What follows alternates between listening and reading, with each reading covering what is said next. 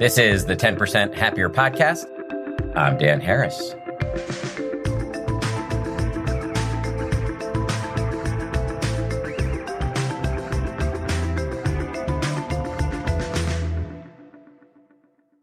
Greetings, my fellow suffering beings. Today's episode hits very close to the bone for me.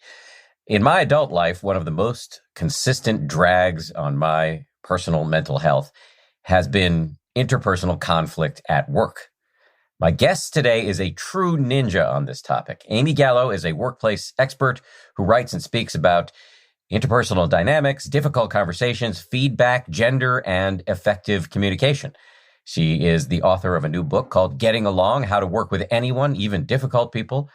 She's also written a book called The Harvard Business Review, or HBR, Guide to Dealing with Conflict. And she hosts the Women at Work podcast. Oh, and one more thing. She was recently selected for the latest Thinkers 50 list. Anyway, you get the idea. She's a hitter. So in this conversation, we talk about why quality interactions at work are so important for your professional success and personal mental health. Why Amy believes one size does not fit all when it comes to dealing with difficult people in the workplace. Why avoidance is not usually an option. What the research tells us about work friendships. Why we have a tendency to dehumanize people who have more power than us. Why passive-aggressive people can be the most difficult to deal with. And the provocative question of whether we might be part of the problem when work conflict crops up. Oh, and this is a big thing. She also taxonomizes 8 different flavors of difficult coworkers, including the pessimist, the victim, the know-it-all, and the insecure boss. And she provides tactics for managing each of these archetypes. Just to say, this is the 3rd installment in our work-life series. If you missed it, go check out the other episodes where we cover things like imposter syndrome, whether mindfulness really works at work, and whether you should actually bring your whole self to the office.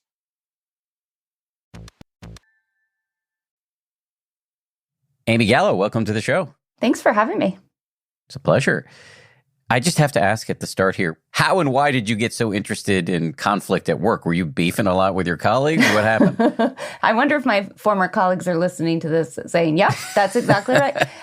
No, I mean, I've been someone who's always gotten along well with people I work with, but I will say I worked as a management consultant earlier in my career, and I didn't love being a management consultant. But one of the things I noticed in that work was that you could have the smartest minds in the room. You could have top-notch strategy, plans for executing that strategy, just really talented people. And whether or not it succeeded or failed was dependent on the quality of the interactions of the people in the room.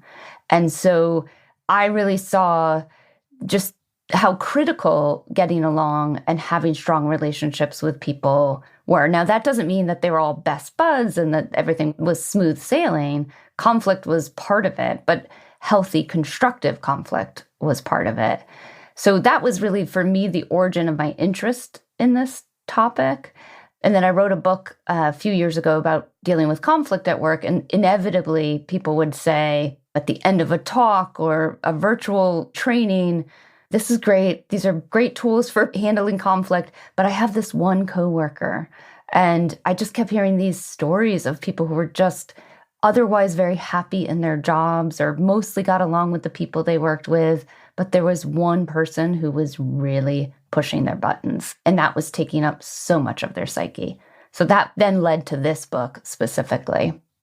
In this new book, you lay out these different archetypes for challenging personalities in the workplace. And we'll get to that in great detail, but I kind of want to stay on the higher level just for a second. One of the things you say in this new book is that you believe much of the advice about conflict at work that's out there is based on some faulty assumptions. What are those assumptions? Well, I think one is that the advice for dealing with someone who's exhibiting, let's say, passive-aggressive behavior would be the same as the advice for dealing with someone who's a political operator or an insecure manager, right? There's this sort of generic approach that you can take to anyone we would call, quote unquote, difficult.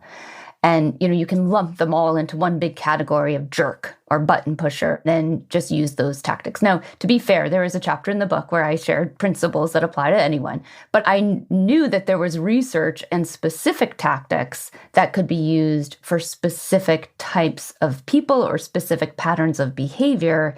And that's really one of the things that I wanted to get at with the book, was to help people with their unique situations that they were facing and get away from the generic advice. I mean, working as an editor at HBR, we're dealing with a lot of generic advice all the time. And even the world you work in of mindfulness and meditation, there's a lot of generic advice, much of which is useful, but there's a limit to that. And that was one of the assumptions I really wanted to challenge, was that we need to go a little bit deeper. We need to be more specific. We need to be a little more tailored if we're going to help people deal with the specific problems that they have.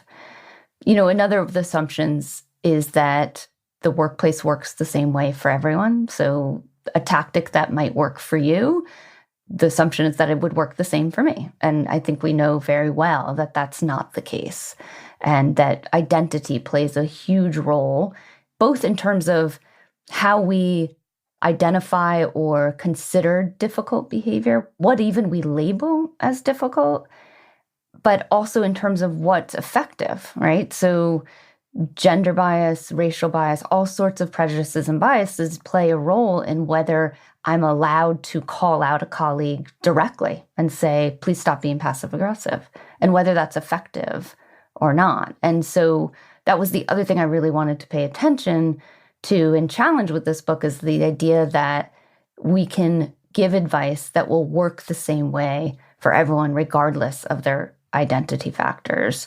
And again, talk about that bias, talk about how some of us have to use more indirect approaches. Some of us have to go through the mental gymnastics of thinking, here's how I would address this, but then I also have to consider how I will be perceived, what the reputational damage might be, whether me saying, please stop doing that, will actually be effective, or whether it will cause more grief in the relationship.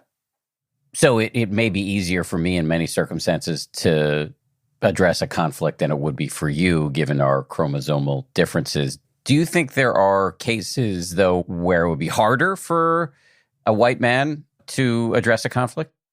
Yeah, I mean, I think the idea is that there's a narrower range of behavior for certain identity groups. So women, certainly, people of color, certainly, in terms of what we allow. But we know that all those biases and prejudices are not helpful for anyone. So we might, for example, as a white man, we might expect you to be more direct and more assertive. And that might not be your natural style. That might not be something you feel comfortable doing. You might want to use more indirect approaches, and people might criticize you for doing that, right? Saying, you're being too weak about this. You should just address it directly.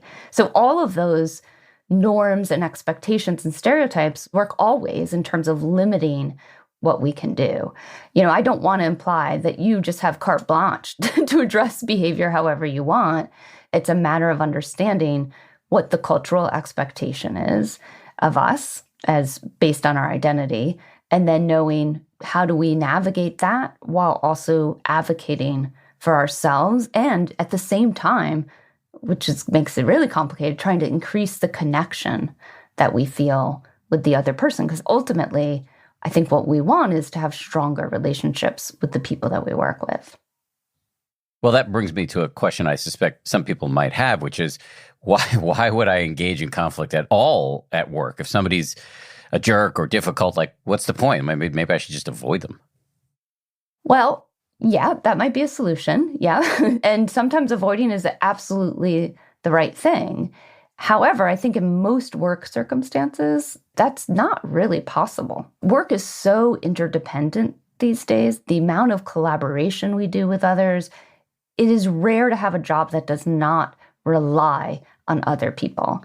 And so, yeah, maybe you work in HR and there's someone across the building in finance who you have to interact with once a year, and you think they're a jerk, and great, you just ignore them, right? You get what you need that one time a year or 3 times a year, and you're done. But more often than not, we have to be in collaboration with people. So I don't think avoiding is a realistic tactic. I think we also have to consider that it's not just about our relationship. So let's just, for hypothetical, assume you and I don't get along and we decide to ignore each other, right? The people we manage, the people on our team, maybe our bosses, take note of that. They're going to pick up on that. That might influence how they interact, right? Let's say we both lead teams, right? And they see that we don't get along and we avoid each other. They might think, well, I don't have to cooperate with that team. And that could then trickle down, affect the quality of the work, affect the quality of the collaboration. It's not just about us. There's the ripple effects. I call it the emotional shrapnel of us not getting along that then impacts everyone around us. I will also say, most people I know who say, oh, I have someone at work who I don't get along with, I just ignore them. They say they ignore them, but then they're actually doing a lot, right? So they may not actually engage or make snarky comments or talk badly about them, but it's having a toll on their well-being because they're thinking about it. They're having to take great effort to avoid them and not involve them. They might be complaining about it to their spouse at home or their friends or roommates. Like, we often say, well, I'm going to do nothing. I'm just going to ignore it, when we're actually doing quite a lot of things, many of which are not healthy for us. That makes a lot of sense. You make the point that there's real upside here. If you have positive relationships at work, it can be the opposite of emotional shrapnel. It could be emotional glitter bomb.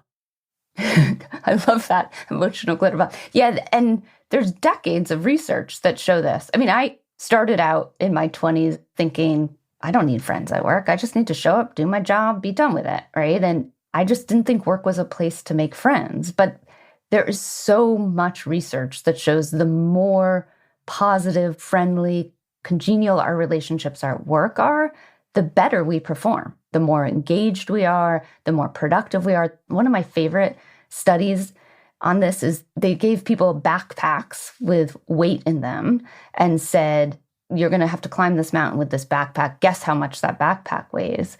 If they were standing alone, they were more likely to guess it was much heavier than if they were standing with a friend, right? So we tend to think the load is lighter when we work with people. There was a team at Rutgers that found that people who consider themselves to have a best friend at work actually have higher performance ratings than people who don't. So that we also see in the workplace, there is a material effect on actually having friends at work. And we see quite the opposite when you look at all the studies around incivility at work, people treating one another rudely, making those snarky comments, demeaning one another. There's real implications, not just that it hurts, which of course it hurts emotionally, but there's real implications for the work. We're more distracted. We're more likely to make mistakes. People who observe the incivility are also more likely to be distracted and make mistakes. And so it's not just about the sort of emotional upside. There's also real material effect on the quality of the work, the way we do it, and the impact of the people who receive the work, whether those are patients, customers, whoever's on the receiving end of our jobs. Just to quickly say, we did a whole episode on civility at work, and I'll drop a link to that in the show notes here. But you have a section called Your Brain on Conflict. Can you give me the TLDR on that? Sure. Conflict, no matter how small, even if it's a disagreement on the project plan or the right way to email someone or whether we show up late or early to a meeting, all of that starts to feel like a threat, right? And I know you've talked a lot about this in your app and in the podcast of when we sense a threat, the amygdala, the threat sensing part of our brain, gets activated and it takes over for the prefrontal cortex, which is the rational thinking part of our brain. And so any sense of threat or rupture we experience with a colleague, again, can be very minor.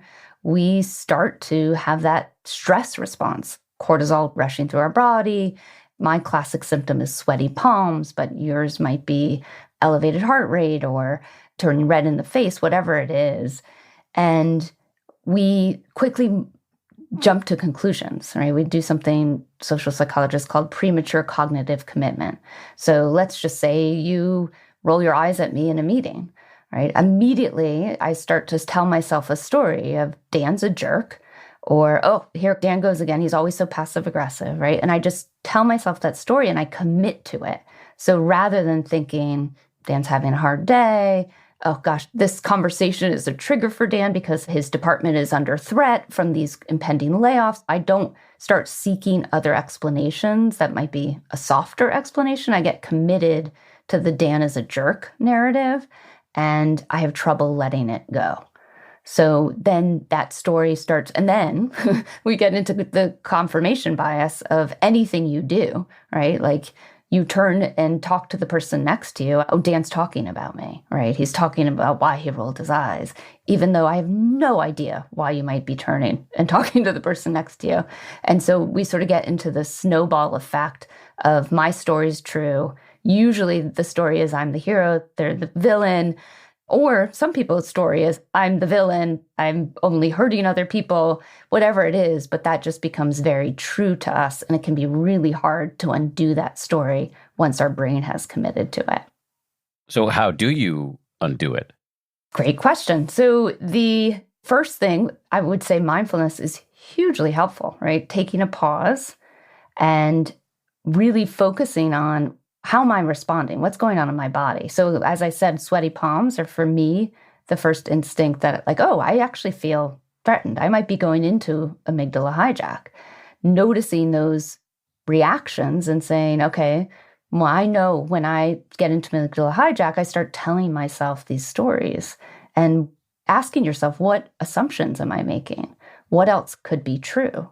What if I'm wrong, right? I don't know if Dan is talking about me. But what if I'm wrong? How would I behave differently?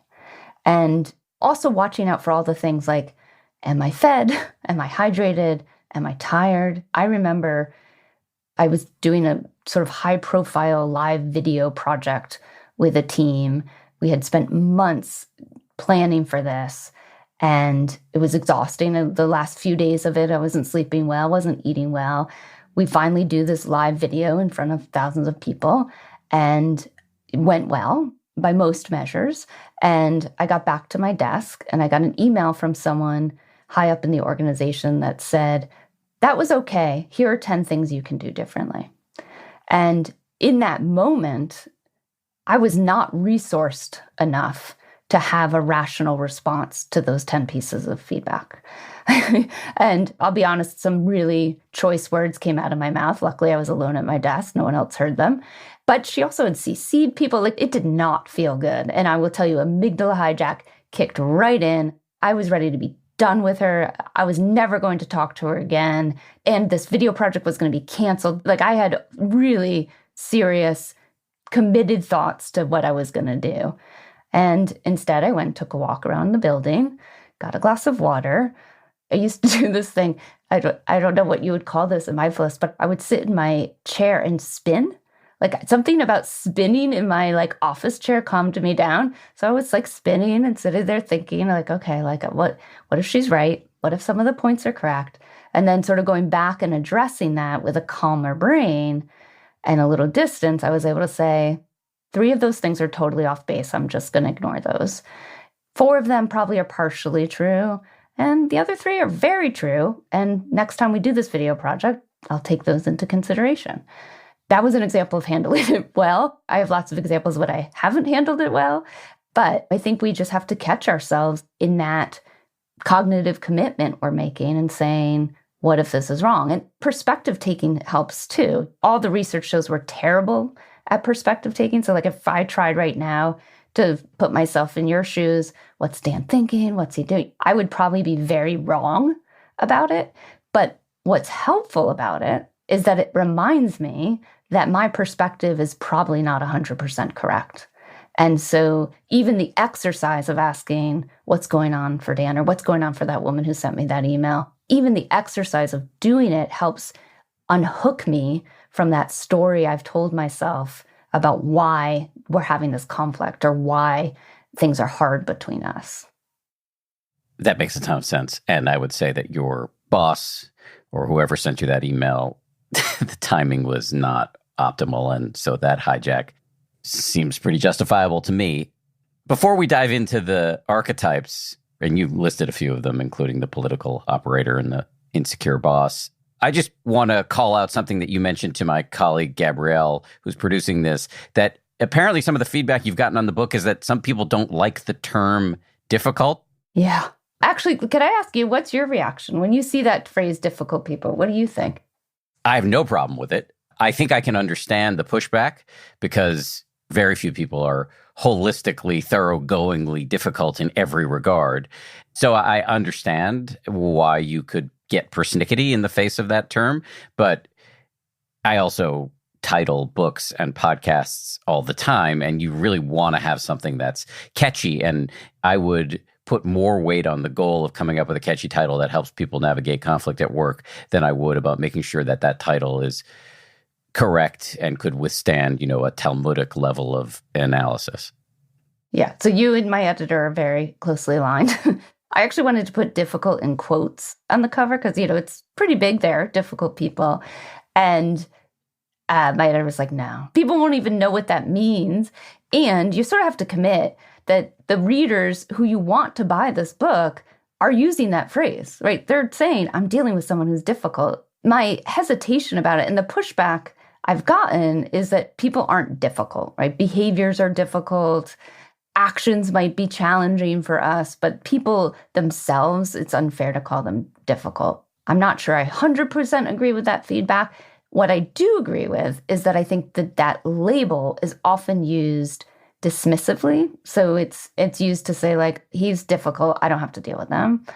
Or it's really often informed by bias. So we will use that label to describe someone who doesn't think like us, look like us, act like us, has different values than us, maybe comes from a different culture. And we use that as shorthand to say, I don't like what they're doing, as opposed to really analyzing what is problematic about the way they're treating me or the way we're interacting. I've made peace with it, but I do, even talking to you, put air quotes around it when I say difficult people, because I get the hesitation. And I don't want to turn off readers who are like, people aren't difficult, you can't do that. But I also want people to read the book who need the help. And they're probably struggling with someone that they would use that adjective to describe them. Yeah, I think I would come down where you've come down. That being said, though, I had not considered the bias piece of this. And I have seen in my many years in the workplace, people from non-dominant cultures get dismissed as difficult.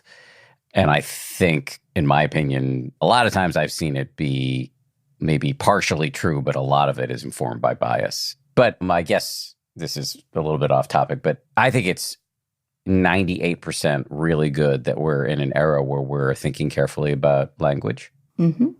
And there are times where it can lead to a way of speaking or writing that is hard to decipher and turns people off. And so I think that's a really tricky balance that we have to manage.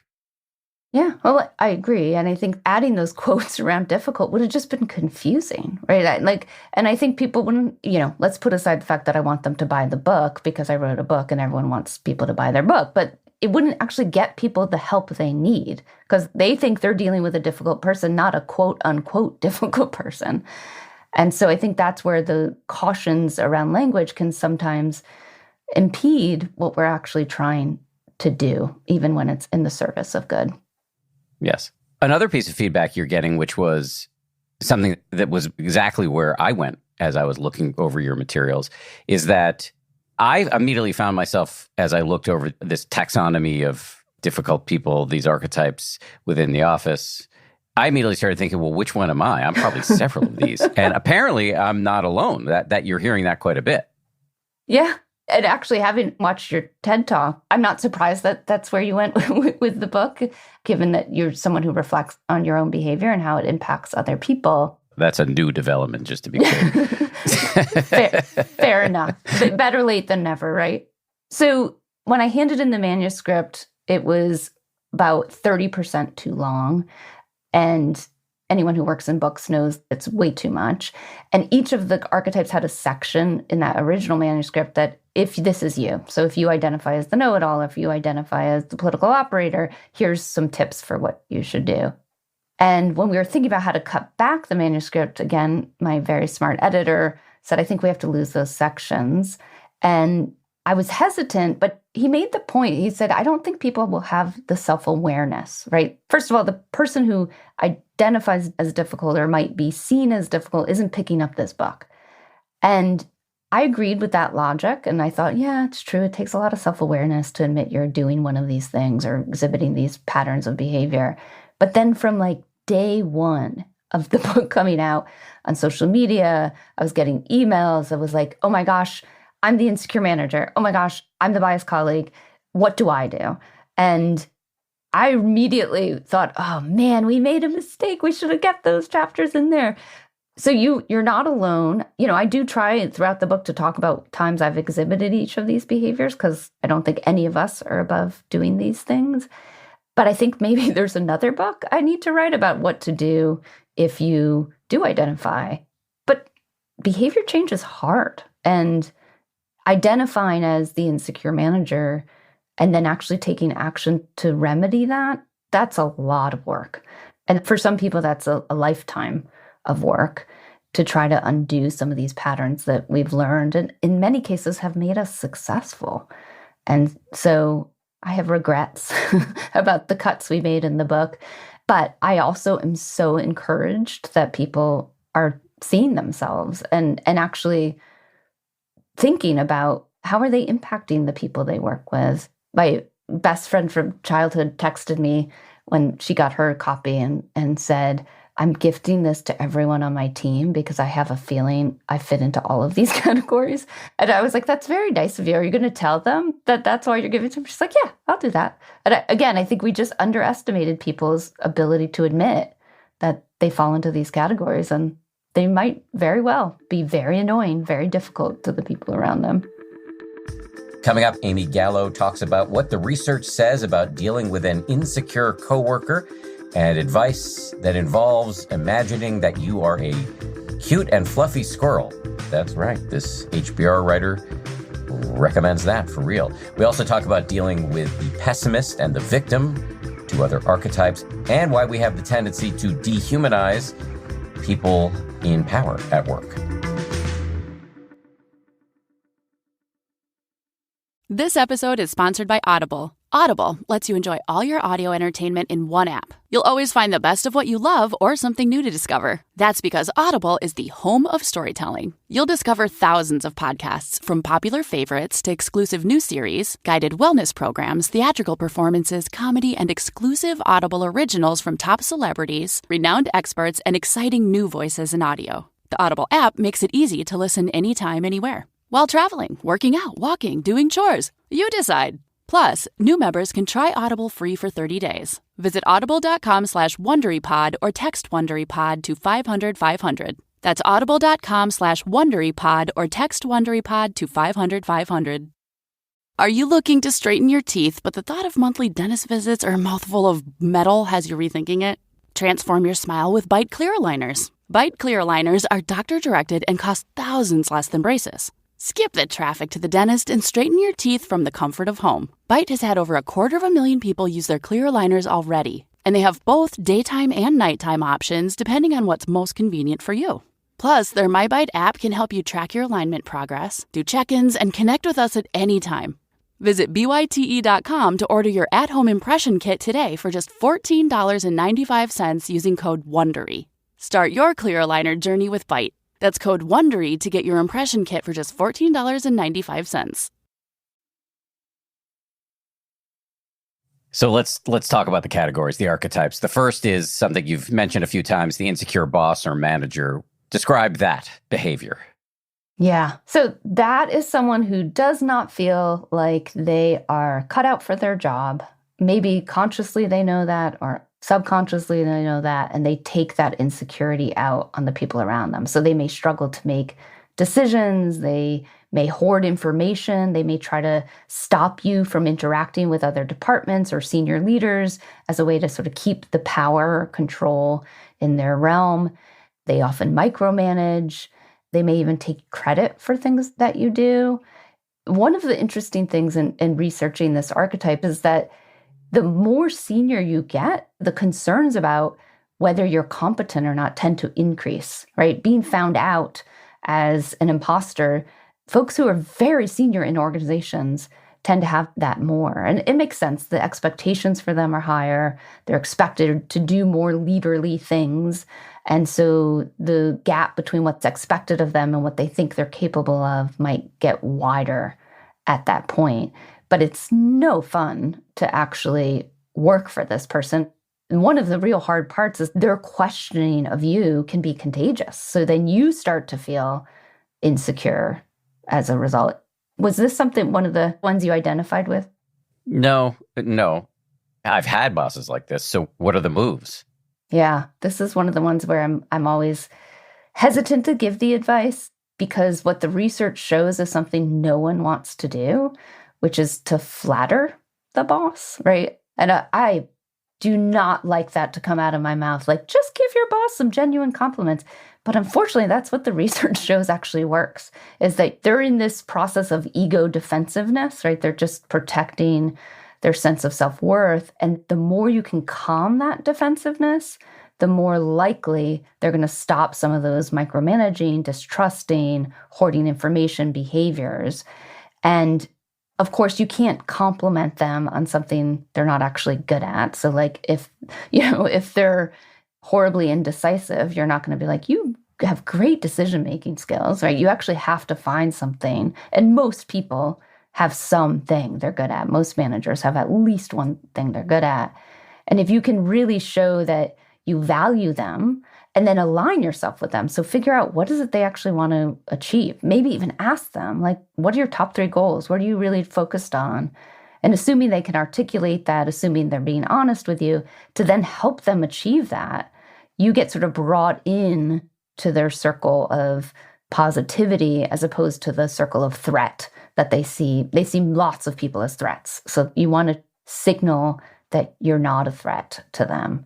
Lindy Greer, who's a professor at University of Michigan, who I interviewed for the book because she studies a lot of this, has this tactic that she said hasn't researched it, but it's something she personally got from her coach, which is that she had an insecure manager who felt very threatened by her. And the coach encouraged Lindy to imagine she was a cute, fluffy squirrel whenever she interacted with this boss. And she thought this was the most ridiculous thing. She's like, but whatever, I'll try it. And she said it was amazing. Like, she didn't actually say anything or do anything. It was just in her mind, imagining herself as non-threatening, right? She didn't have to not speak. She didn't have to like become a doormat. She just had to become a cute, fluffy squirrel whenever she met with this manager. And it seemed to sort of take the tension out of their interactions. The manager was disarmed by the fact that she had a lot of walnuts in her cheeks. That's exactly. She kept climbing up a tree. It was like, what? Yeah. Why is your tail twitching like that? That's right. That's right. You know, we often assume that we're hiding our disdain for other people or our dislike. I can tell pretty quickly when someone does not like me. I'm sure you can too. And if I'm at all insecure about that, that's just going to feed that insecurity. And so it's a silly mental trick, but to imagine yourself as something that's not threatening, to get in that mindset is going to start sending a little bit more warmth toward that person. They're going to pick up on that. And ideally, it sort of breaks the cycle of threat, retaliation.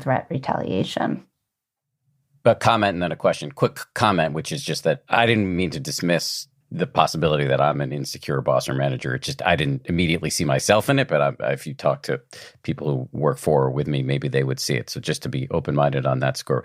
The question is that I can imagine some people might hear this and say, wait a minute, this boss is micromanaging me, thwarting my potential for growth, and I should flatter them or pretend I'm a squirrel? Like that what I really ought to do is stand up for myself.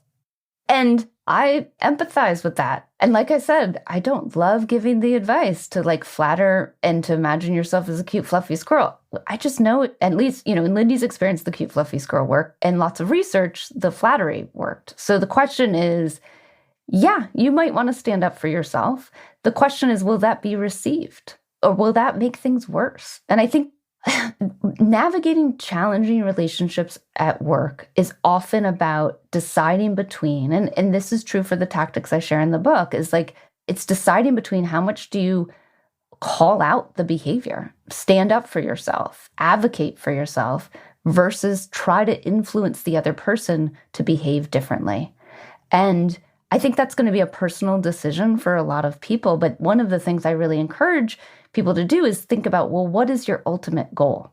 If your ultimate goal is to say your piece and you don't care about whether the relationship gets better or the person gets more defensive or it gets more controlling, then go ahead, say your piece. I get that. Stand by your values, hold your integrity. I get that. But you just have to be realistic about what that ultimately will accomplish. And with many of the archetypes, including the insecure boss, oftentimes that standing up makes things worse. And you just have to be realistic about that. But in no way am I telling people to do anything that would compromise their values or their mental health or their sense of well-being. I mean, ultimately, that is primary. But is having a better relationship with your boss going to contribute more to your well-being, or is going to stand up and say, stop doing that? That's ridiculous, right? What's going to contribute more, I think, is the real question. Let's move on to the next archetype. It's the pessimist. Yeah. So this one I think is pretty self-explanatory, right? This is the person who is a naysayer. We've all worked with someone who just is like, this isn't going to work. Oh, that never worked. Oh, you haven't thought of all these risks, right? Just sort of puts every idea down.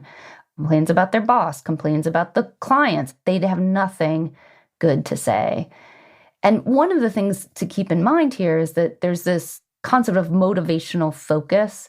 So some people identify as prevention focus, or maybe don't identify, but we might identify them as prevention focus, which are the classic pessimists, people who are really thinking about risks, concerns. They're very cautious.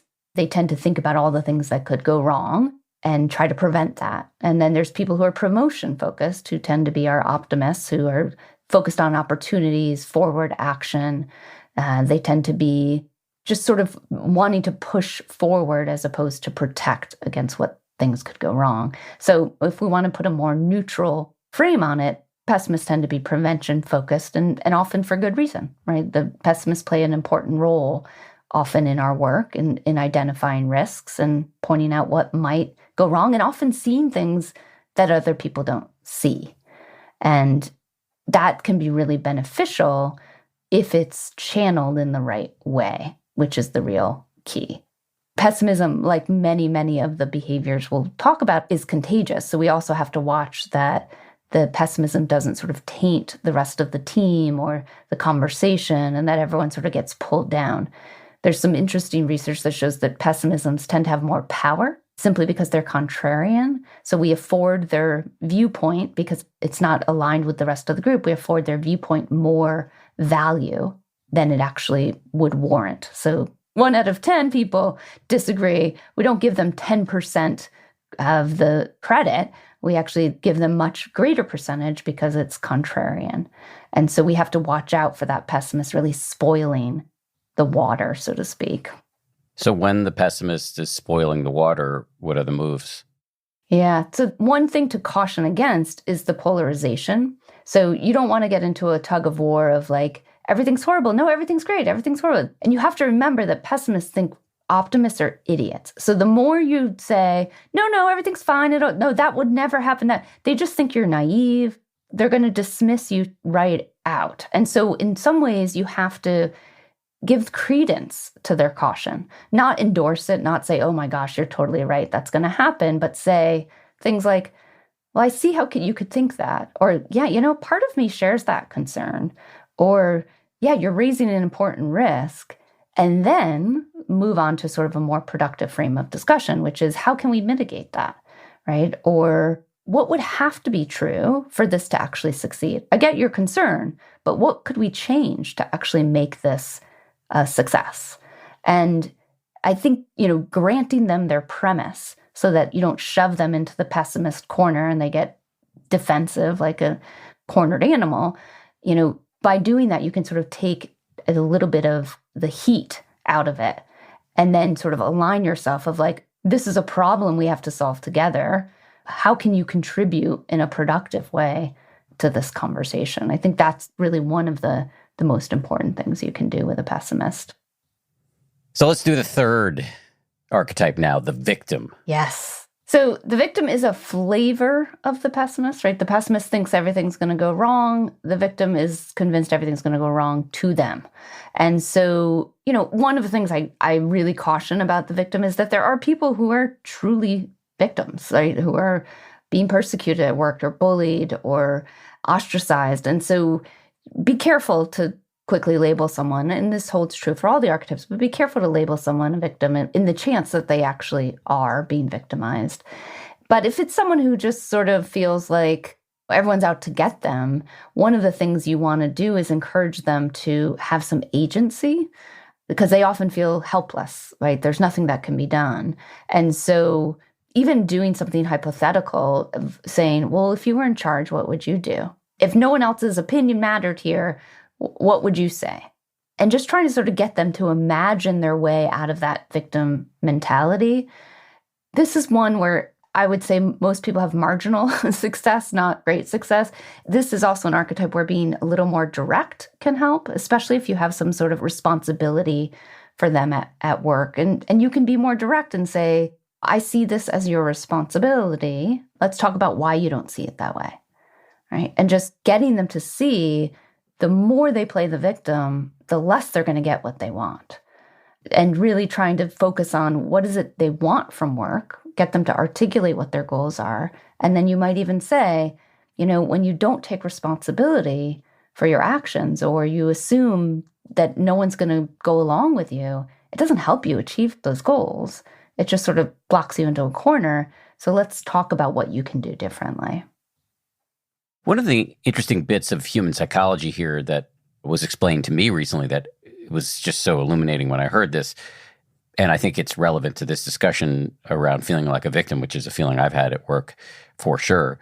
It's that when you're on the less powerful part of a power dynamic, there is a pronounced tendency to dehumanize the person with more power. In other words, to not think of them as fully human and not ascribe to them many of the characteristics that you have. You can just kind of demonize them, and it seems easy because they have so much power over you.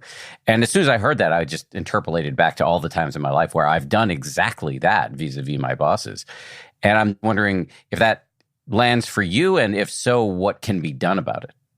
Yeah, I mean, it absolutely lands for me. And I think our discussion about labels plays into this. It's so easy, especially when someone has power and you feel subjected to their decisions or their whims, to just label them as something, as Machiavellian or as out to get you, whatever the label is that you want to put on them, and decide, they have no humanness, right? They have no concerns or worries. And I think especially when someone has control over how much you make, where you work, what you work on, when you take vacation, right? You start to see them as a tool to get what you want or not get what you want, as opposed to as a human who has concerns. And I do think we need to remind ourselves that we are all vulnerable humans, and we all have insecurities and concerns and faults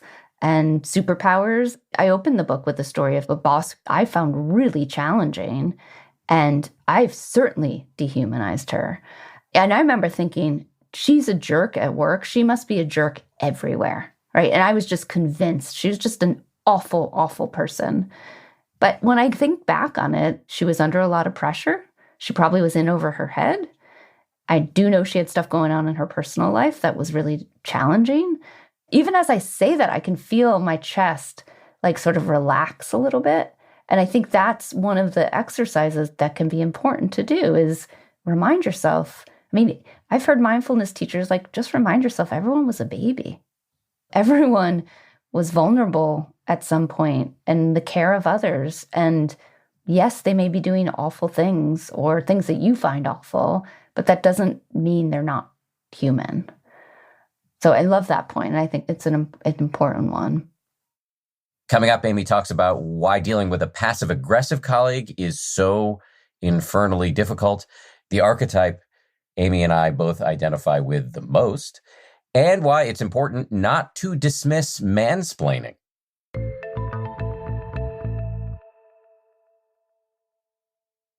Hey, I'm Cassie DePeckle, the host of Wondery's podcast, Against the Odds. In our next season, it's 1965, and amid escalating Cold War tensions, the CIA joins forces with India's Intelligence Bureau to spy on China's nuclear weapons program. Together, they come up with an audacious plan: place a spying device atop one of India's highest and deadliest mountains. A group of expert Indian and American climbers must scale the 25,000-foot peak of Nanda Devi and set up the nuclear-powered device before winter descends. But when the device goes missing, their mission becomes even more fraught with danger. Follow Against the Odds wherever you get your podcasts. You can listen ad-free on the Amazon Music or Wondery app. Aaron Burr, the founding father who fought valiantly in the Revolution, would later become the highest-ranking American official ever charged with treason. American History Tellers is a podcast from Wondery that explores the events and people who shaped our collective history. Their newest season looks at the insurrection of Aaron Burr. Nearly 200 years after his death, Aaron Burr's legacy remains hotly debated by historians. After all, he was a hero of the Revolutionary War, served as a United States senator and even vice president. However, Burr had his fair share of controversy, killing Alexander Hamilton in a duel, for example, and also conspiring to take America's Western Front as his own, to rule over like an emperor. On American History Tellers, you will learn more about Burr's desperate power grab, how it was thwarted by President Thomas Jefferson, and how our fledgling democracy endured its first great stress test. I didn't actually know about the whole Western Front thing until I was reading this promo, so I got to listen to this show. Follow American History Tellers wherever you get your podcasts. You can listen ad-free on the Amazon Music or Wondery app. The next archetype is the passive-aggressive peer. Yes, this was the origin of the book. Whenever I do talks, or I shouldn't say it was the origin of the book, it was the first archetype I landed on. And whenever I do talks, the first question is, what do I do when someone's passive-aggressive? Truthfully, and you shouldn't say this about your own book, but I wish I had better advice in this chapter. Passive-aggressive can feel like shadow boxing. Like you just can't land anything. You're trying to talk to them or give them feedback or ask them a question, and they're just like, nope, I'm okay, nope. They like evade. And it's so frustrating. And if someone is, I hesitate to use the word pathologically because I don't want to get like psychological about it, but if someone is consistently passive aggressive, it is really hard to make any of these tactics work. That said, there are a few things I will point out. Well, one, I think keep in mind that passive-aggressive behavior, there's usually a rational explanation for it, even if you don't agree with the rationale. You know, it's fear of conflict, fear of failure, seeking perfection, fear of rejection. Right? Those are all rational things, even if they're not founded in your relationship with this person. You know, so keep that in mind. And then one of the things is to do what Heidi Grant, a social psychologist I interviewed for the book, talks about is like sort of hypothesis testing, is try to really focus on what is it that they're trying to convey, that they feel afraid to convey. And you might have a hunch about what that is, and then can you test that? So you might say, you know, what I hear you saying, I think is this. Am I getting that right? And they might just say, nope. No, you're totally wrong, right? They might dive right into that passive aggressive, but you've shown them that you're not just going to listen to the words coming out of the mouth, but you're going to try to understand a little deeper. And that can encourage them to be a little bit more direct. You might also think about, have you done anything that has encouraged them to be passive aggressive? Have you shown them you don't like conflict? Have you shown them you don't like to be disagreed with? Have you shown them that it's unsafe to say exactly what they think and feel? And can you change some of that, right? Can you sort of roll out the red carpet of, I want to hear differences of opinion. I know I don't always react great to it, but I really want to hear what's on your mind. And make the stakes clear. Like if I don't hear your opinion, if I don't have your perspective, if I don't know how you really feel, we're not going to be able to do X, Y, Z, whatever it is you're trying to achieve together. One other thing I'll add, and this is true for a lot of these behaviors, sometimes some positive peer pressure can help. So if you can establish some norms on a team, so classic passive-aggressive behavior is to say one thing in a meeting and then never follow up or do the opposite afterwards, or say, yeah, I'll do that and just never follow through, is create norms on the team of when we say we're going to do something and we're not able to do it, we'll report back to the team within 24 hours. Or we hold each other accountable when we don't follow through on our commitments. And so then it's not just you and this other person fighting over whether they did what they said they would do, but it's an entire team holding one another accountable. The passive-aggressive one is the one I do struggle the most with because I think it's the hardest to deal with. And I'm curious if in your experience working with people like this, have you had anything that's worked well for you? Well, what I found particularly useful was the notion, and this is just me speaking personally here, the notion that if you're dealing with somebody passive-aggressive, it may be because you've made them feel unsafe. I have some expertise in making people feel unsafe, and so I try to really be on guard for that. I don't know if my techniques work for remedying the situation, but it is often just to almost beg them to give me feedback and to push and push and push and to demonstrate, once they've taken the leap of faith to give me feedback, that I'm okay with it. I don't always succeed at any of this, but that is my goal. Yeah. Well, and not only saying that you want to hear from them, but then when they do, reacting the way, yes, right? Yes. Like I said, rolling out the red carpet. I had I think one of the more embarrassing points in my career where a colleague, this was a peer when I was working in management consulting, turned to me in the middle of a meeting with several other people, and he said, "Do you realize that there's a silent 'you asshole' at the end of every sentence?" he said. And I was like, "What?" He said, "Your tone is so arrogant. You don't say it, but it sounds like everything you say ends with this silent 'you asshole.'" And I mean, first of all, he and I had a very strong relationship, so he clearly knew he could take the risk in doing this. I sort of wish he hadn't done it in front of other people, but for me, it was such a wake-up call to the way that my tone of voice was threatening or cutting off conversation, or all the ways in which I probably was encouraging people to be passive-aggressive toward me because I was making it completely unsafe for them to disagree with me. How do you know that guy wasn't thin-skinned? Well, because when he said it, I was like, oh shit. Like, you know when you get feedback and sometimes you're like, no, that's not right. Like when he said it, I was like, oh yeah, like that makes sense. And everyone in the room, no one was like, it was uncomfortable. Let's be clear. No one was having fun in that conversation, but it was clear he was not alone in thinking that. And so I had to really pay attention. And even if he was thin-skinned, even if I made one person feel that way, thin-skinned or not, that was not the impact I wanted to be having. And I now do this sort of compulsive thing where I will end a sentence, especially with a group and people who I want to hear input from, of does that make sense? Like, how do you see it?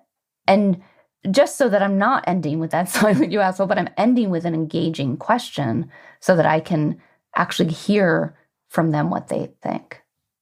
That all makes sense.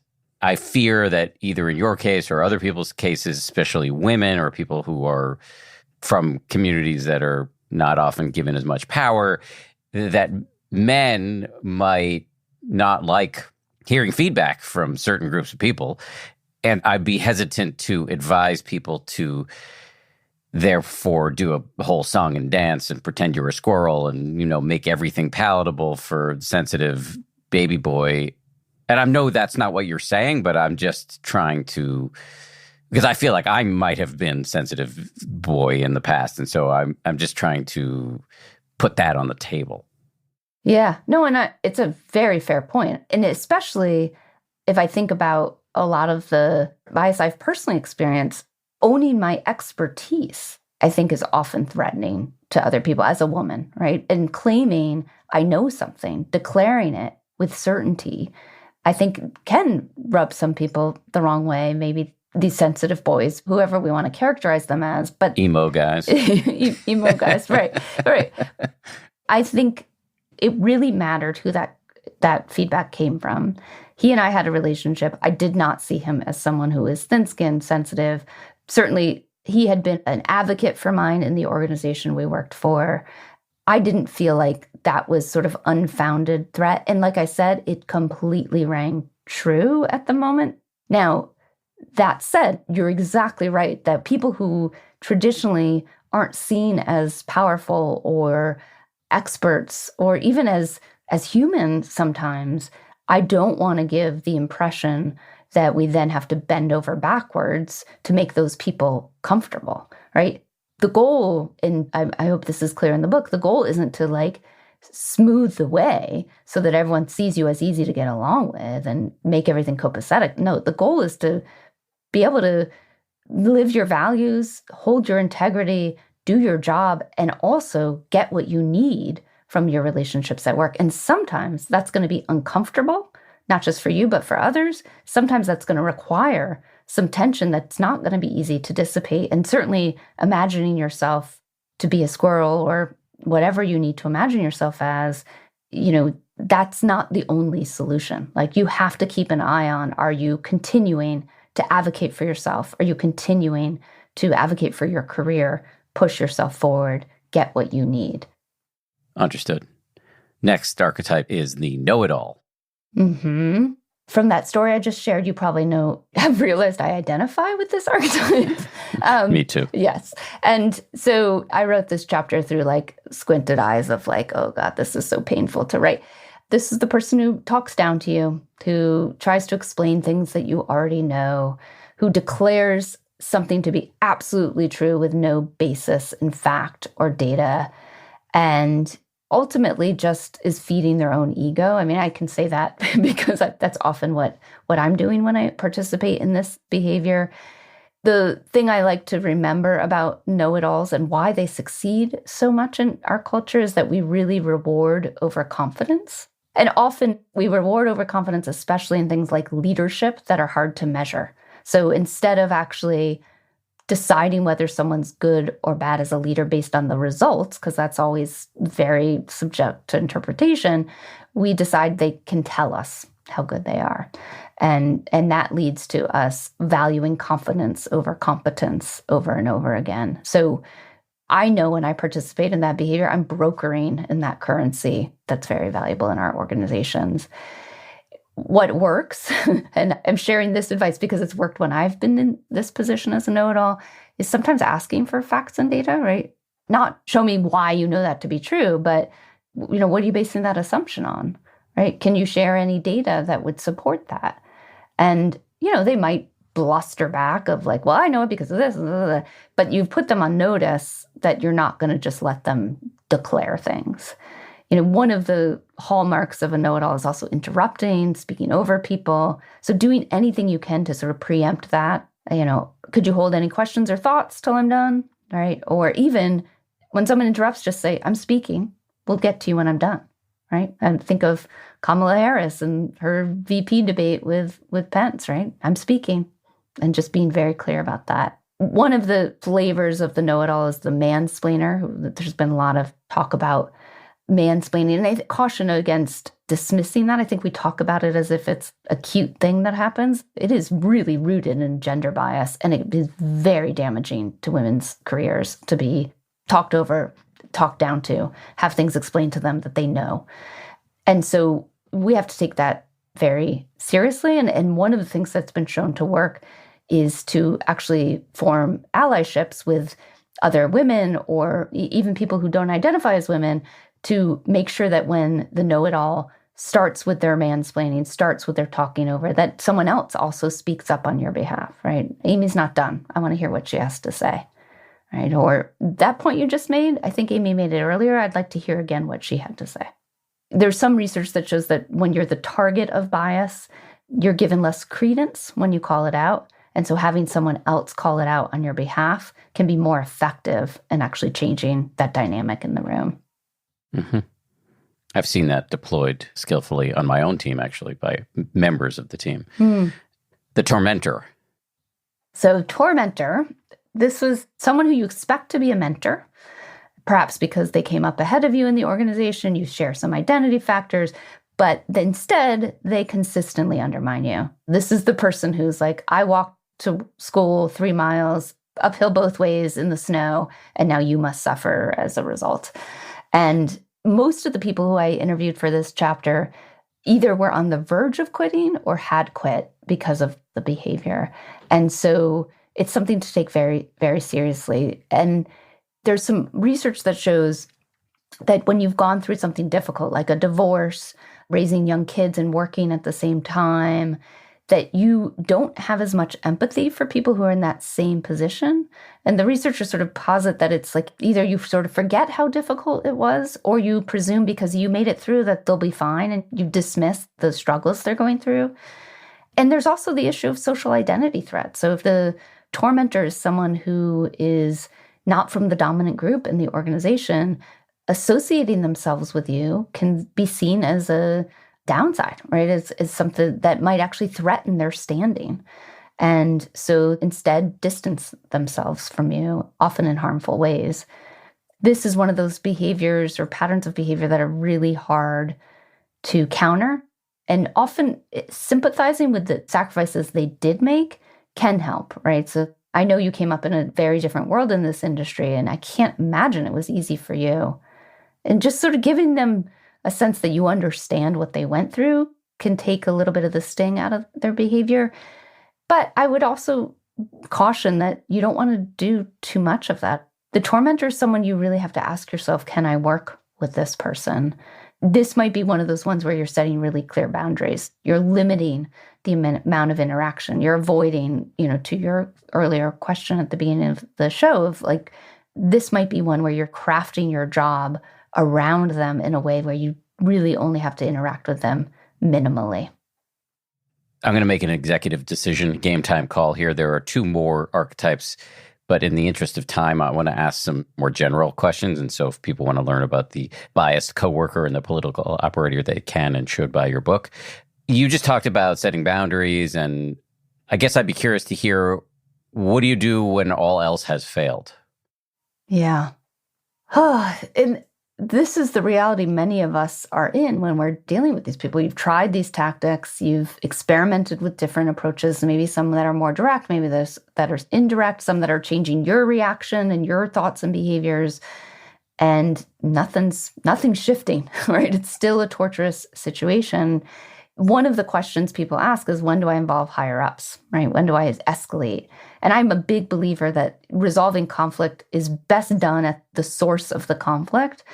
That said, I think there's times where, especially if you think about like a political operator or an insecure boss, you don't have a lot of leverage in that relationship. And sometimes those people will listen to someone who has more authority over them, whether that's an HR person, whether that's their boss. You just have to consider the risks of doing that. Will escalating the issue make you look bad? Will the person you escalate to actually have the skills to address the issue at hand? But I do think that it's something you really need to consider.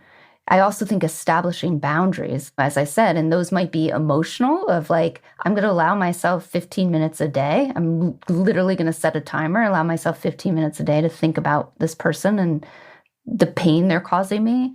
And then I'm going to put that away and focus on other things. And most of us have very positive relationships with many people at work, even if we're dealing with 1, 2, 3 difficult people. And to spend time with those people, focus your energy on those relationships is a much healthier thing to do. And then there's always the question, do I leave? And this is something I get asked a lot of, like, is this enough to make me look for another job? And I think it's both an underrated option in that I think people stay way too long when they're in a situation that's untenable for them.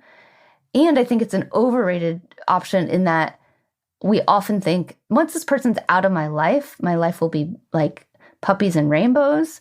And then you get to the next place and you're like, oh, here's a whole new flavor of difficult person that I have to deal with. I know very few people who don't have at least one difficult coworker that they have to deal with. And so I just would be very careful about weighing the pros and cons of looking somewhere else and setting time limits, right? Give yourself like, here are the 2 things that have to change. And I'm going to give it 3 months and I'm going to give it my best effort. I'm going to try these tactics. I'm going to learn what works, revise my approach. And if in 3 months, those two things have not changed, I'm out on the job market and I move to something else. One of the key ideas of your new book is that one size does not fit all, and that's why you came up with these archetypes. And yet there are strategies that are applicable in many, many situations. And you have a section in your book called 9 Principles for Getting Along with Anyone. We can't do all 9 right now, but I'd be curious to hear if there are 1 or 2 that come to mind. Yeah. Well, one I've sort of been referring to throughout this conversation, and that is really to treat this as an experiment. If someone tries to tell you, here's a 5-step process to deal with your passive-aggressive peer, do not believe them, right? Like, because every circumstance is going to be unique, the context in which you're working, the industry, your relationship with that person, your personality, their personality, all of that is going to be unique. There's not going to be a clean solution. Instead, think of this sort of as menu of tactics, again, ranging from very direct to sort of more indirect or things that require more influence skills, and try them out. I've even created a spreadsheet to deal with someone where I'm like, here's the tactic 1.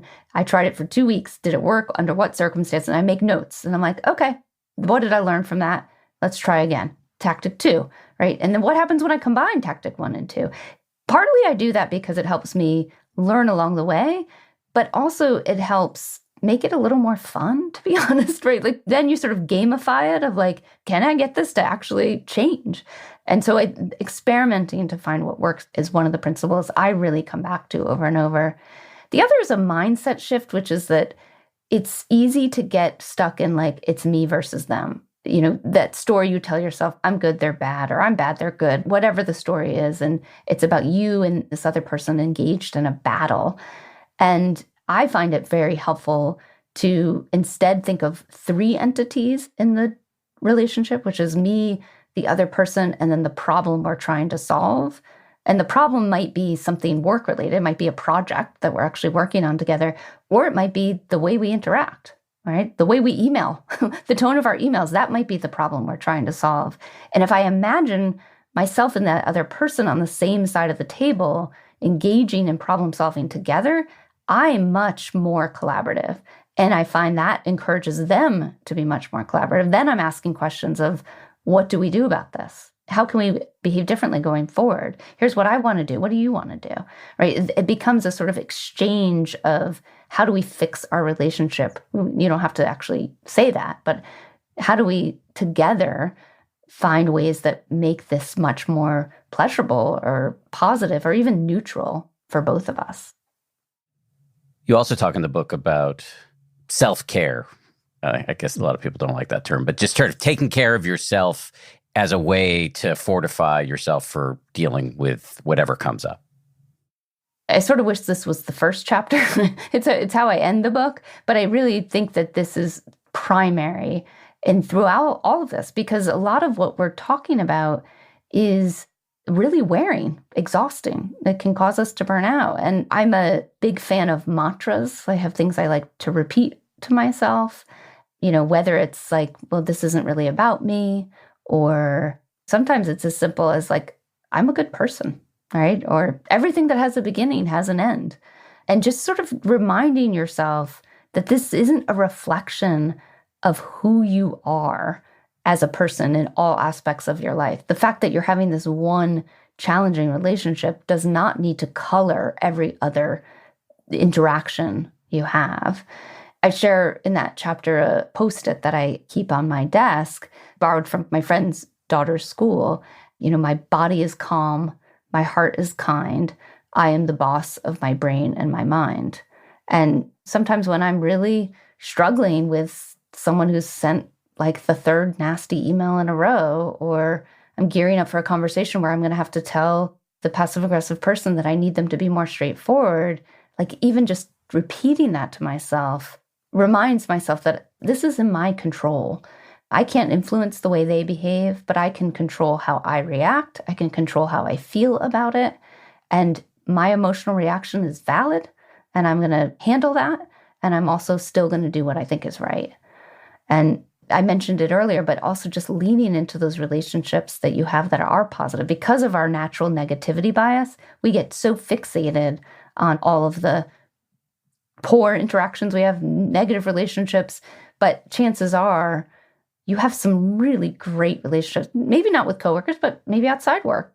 And to really focus on those, invest in those. Decades and decades of research show the quality of our life is dependent on the quality of our relationships. And so remind yourself of the positive ones you have to give you sustenance to get through those more tricky negative interactions that are inevitable. All of the wisdom you've shared with us in the course of this interview, is it easier or harder to apply in a remote work environment? Oh, that is a good question. I haven't seen a lot of good research about conflict in remote settings. I think there's some thinking that it actually is easier because we are more task focused. We are not as relationship focused, and that we're really focused on what actually needs to get done. So a lot of the noise, for lack of a better word, around the how we do work together is quieted. That thinking, though, is based on research done pre-pandemic. And I think it's also done in environments where people always worked remotely. I think the difference is that many of us have existing relationships with people who we are now working remotely with. And so, we are worried about the relationship. We are concerned about how we interact, how we feel about one another, our relationship. And just personally, I will say, N of one, I feel less human in this environment. And if I'm a tiny little box on a screen and I get to turn people off and on at will, it just doesn't feel very connected. And so I go back to actually my co-host on the Women at Work podcast said this at the very beginning of the pandemic. She said, I feel like the lights in the room got turned on and we're seeing the spider webs and we're seeing the cracks and we're never going to be able to turn the lights off.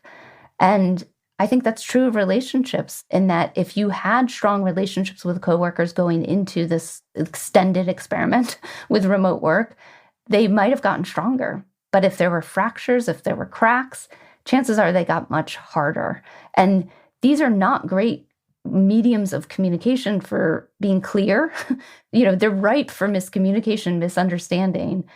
You and I might see each other, this just sort of snippet of our lives. You're not seeing everything that's going on around me. And so we make a lot of assumptions. And I tell this story in the book of a woman who was on a meeting with a coworker of hers, and she's presumed he was rolling his eyes at her. And she was furious, fuming, and just let this fester for a long time.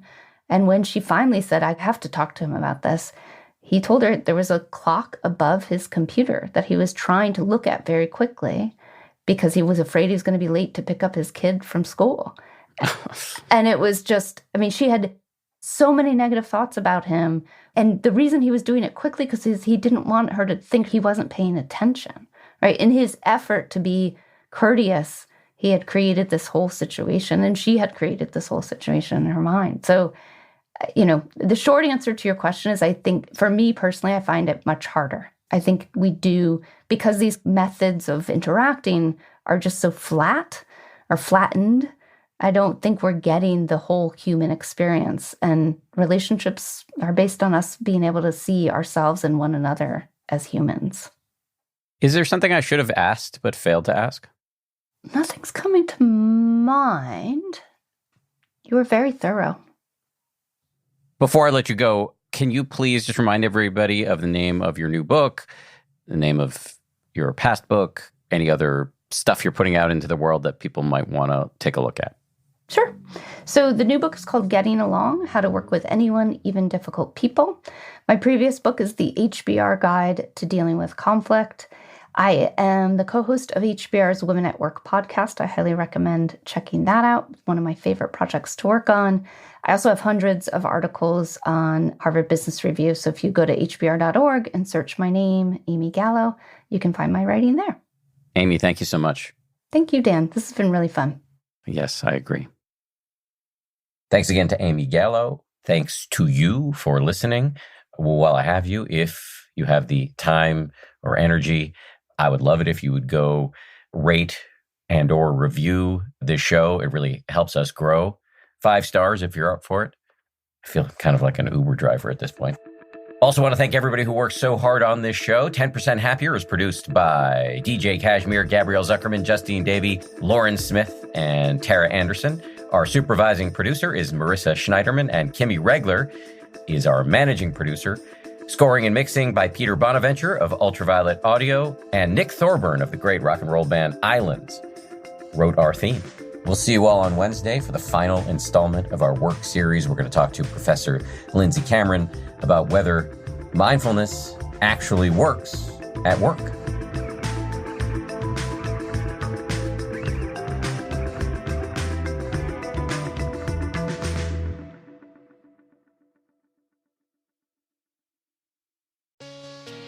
Hey, Prime members.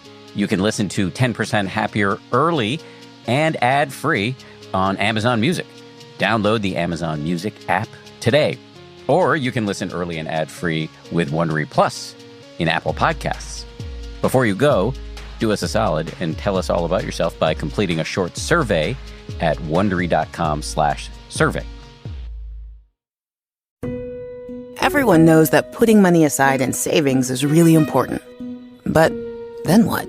Should you keep your savings locked in a CD for a higher rate or keep them liquid in a money market? Can your checking account help you save too? Or is it about creating the right combination? We believe real banking is a conversation. Let's talk about the savings options that are right for you. Learn more at sandyspringbank.com. Member FDIC.